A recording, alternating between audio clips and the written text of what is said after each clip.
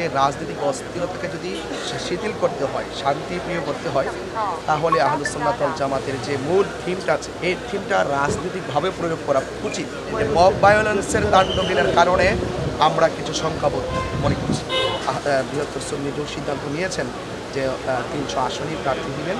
এদেশে একমাত্র শান্তিপ্রিয় দল আহলুস সুন্নাত ওয়াল জামাত। আহলুস সুন্নাত ওয়াল জামাতের অনুভূতিকে এবং আহলুস সুন্নাত ওয়াল জামাতের যে শান্তির বার্তাগুলো এদেশে পৌঁছে দেওয়ার জন্য কিন্তু রাজনৈতিক অঙ্গনে আমাদের কথা।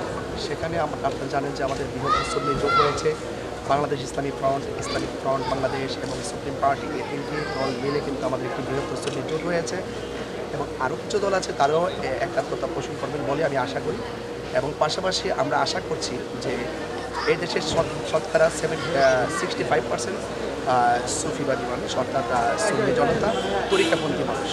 আমি মনে করি তরিকাপন্থীরা যেভাবে এই দেশকে ধারণ করে এবং তরিকাপন্থীরা যেভাবে দেশের ধর্মকে ধারণ করে, আমি মনে করি এই দেশের রাজনৈতিক অস্থিরতাকে যদি শিথিল করতে হয়, শান্তিপ্রিয় করতে হয়, তাহলে আহলুস সুন্নাত ওয়াল জামাতের যে মূল থিমটা আছে এই থিমটা রাজনৈতিকভাবে প্রয়োগ করা উচিত।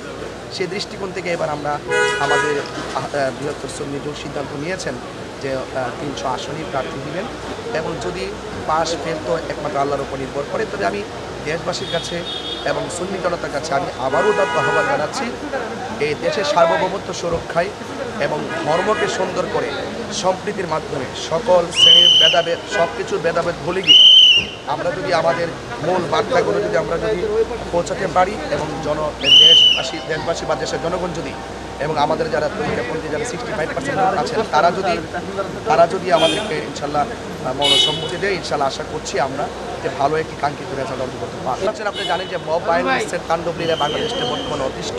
মব ভায়োলেন্স মানুষকে হুট করে ধর বলে মেনে ফেলার যে প্রবণতা, এবং আমাদের দেশের মধ্যে একটা মানুষ আপনার সাথে আমার মতাদর্শের ভিন্নতা থাকলেই যে তাকে মেরে ফেলতে হবে, দেশের আইনকে অবজ্ঞা করে তাকে মেরে ফেলতে হবে।